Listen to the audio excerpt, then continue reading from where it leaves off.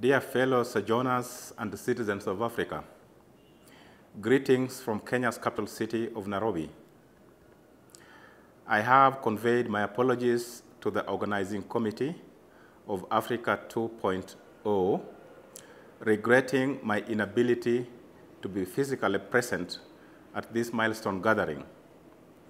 However, although I am distant from you in terms of geographical space, the marvel of technology is making it possible for me to feel your presence and be a part of this great event.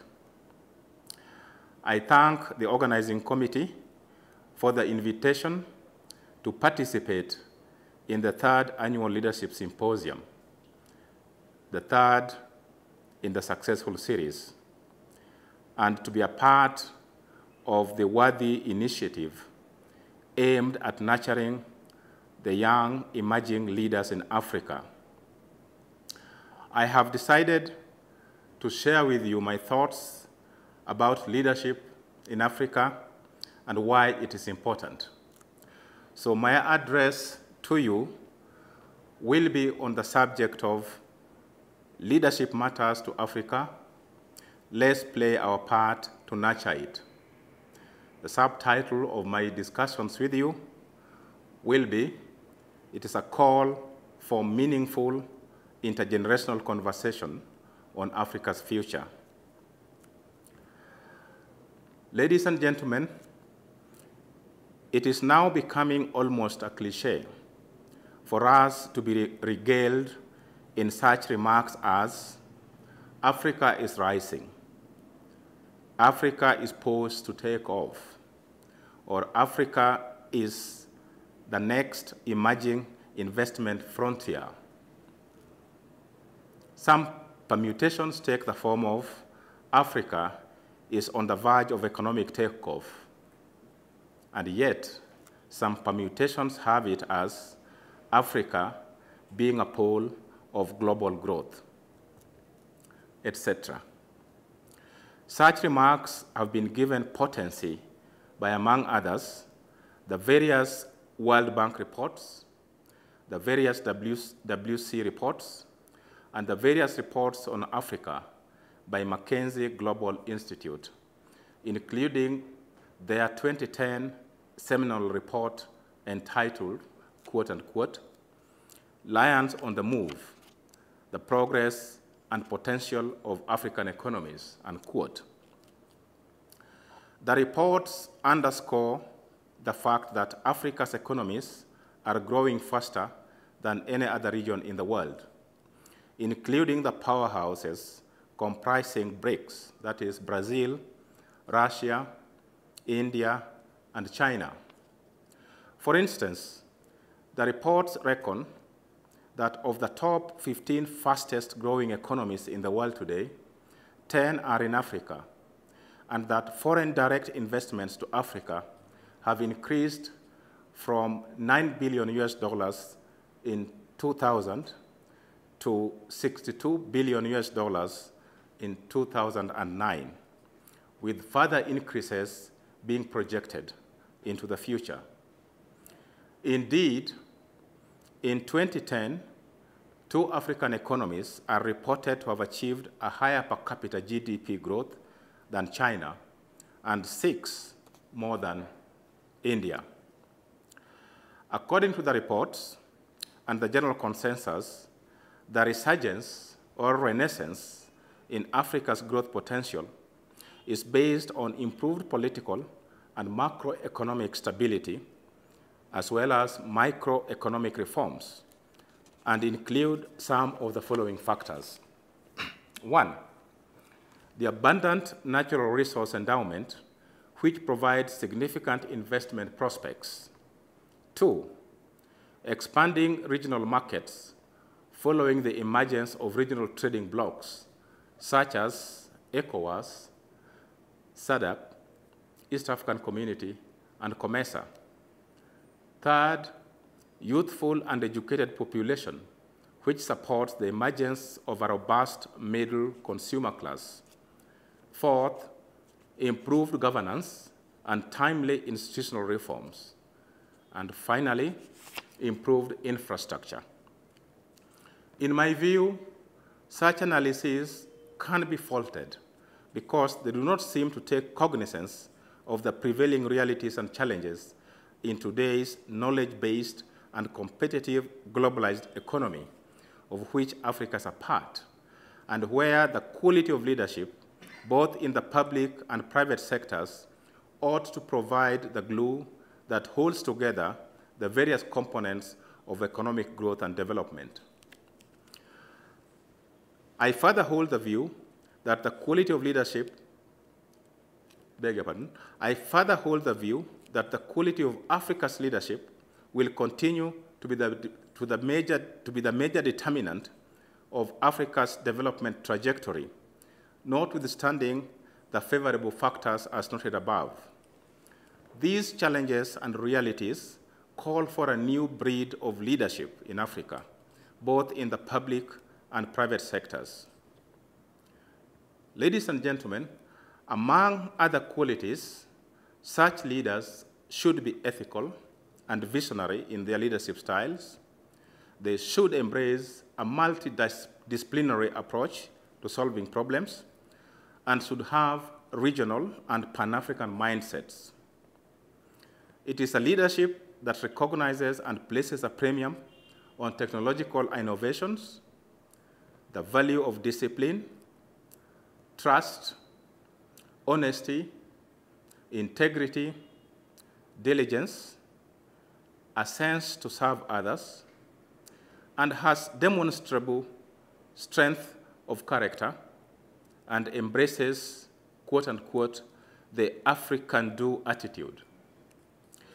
It is also a leadership style that exhibits enlightened leadership or transcendental leadership styles, which in turn encompasses such key characteristics as encouraging meaningful participation in decision and planning processes, encourages the culture of sharing information, has tolerance for divergent views, and promotes a climate of trust. This style of leadership also redefines the roles based on the recognition of the fact that all members of a team must be viewed as leaders in their own respective spheres. For further details on this style of leadership, reference could be made to a speech given by the speaker during the launch of a modular MBA program at the Strathmore Business School, the Strathmore University-Nairobi, in December last year. I've given a web link into that speech, and it can be accessed for further reading. In Kenya, for example, the Kenya Association of Manufacturers, in conjunction with the Kenya Private Sector Alliance, recently launched a code of ethics for business in Kenya. I've given you the web link through which one can access this code of ethics for business in Kenya. The important message here is that this action demonstrates the commitment by corporate Kenya to respect the rule of law, human rights, good corporate governance, and sustainable development, as well as peer self-regulation. Transgression from or non-adherence to the code attracts peer rebuke, can also end up in being renounced. One could also be ostracized, and one could also be disapproved by one's peers, not to mention the naming and shaming as a tool of managing self-regulation and compliance with a code of ethics. It is in this context that I applaud the worthy initiative being taken by Africa 2.0 in identifying the deficit in the quality of leadership in Africa and proceeding to devise a practical strategy to bridge the gap. Africa 2.0 Manifesto has devised a practical involvement by the private sector to build and retain human capital. one could make reference to page 28 of the Africa 2.0 manifesto to get further details on this. Ladies and gentlemen, the Africa 2.0 mentoring program, which includes coaching and sponsorship, that is to be launched as part of the Symposium's proceedings, is a move in the right direction, as I believe that it will provide a solid base for the vital intergenerational conversation about Africa's future.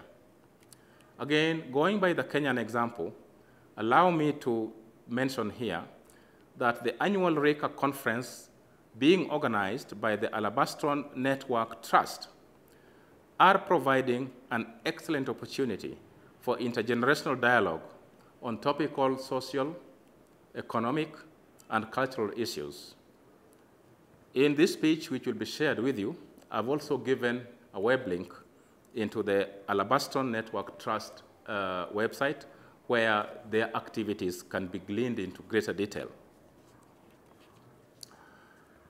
Ladies and gentlemen, as is well known, as a process, mentoring relationship generates mutual benefits to both the mentor and the mentee through the underlying learning experiences which flow both ways.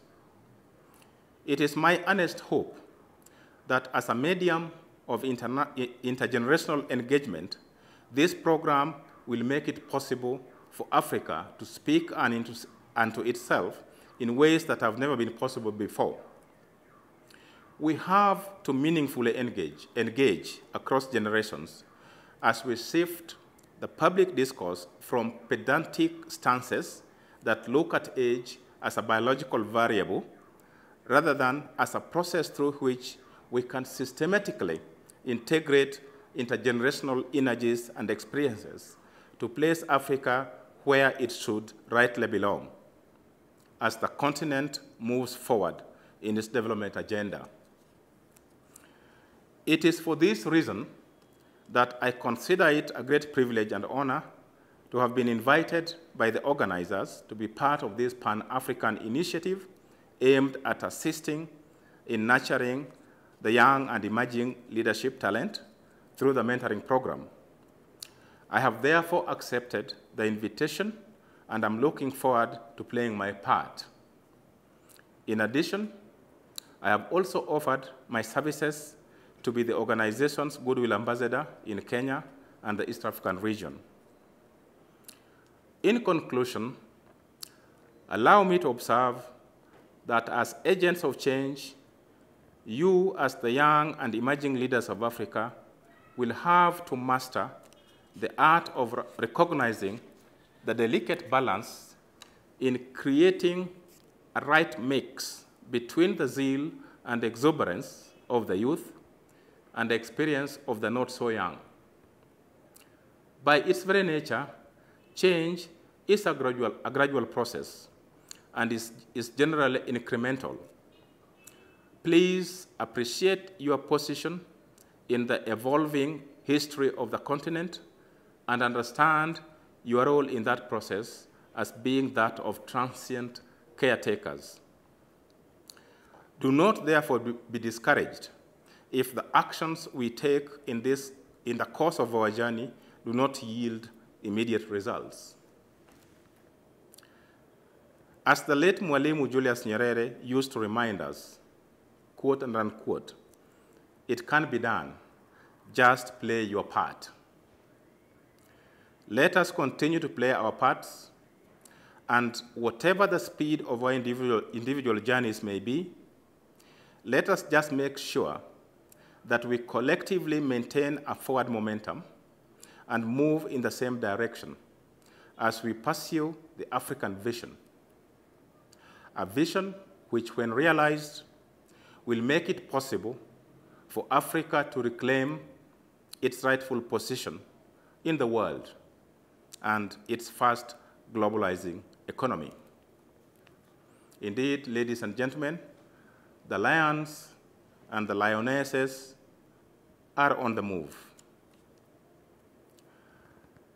Finally, I wish you all the best and look forward to the expected interactions as we move forward to the realization of a cohesive vision for Africa as espoused in the Africa 2.0 manifesto. You are the ones we have been waiting for. Play your part. Thank you very much.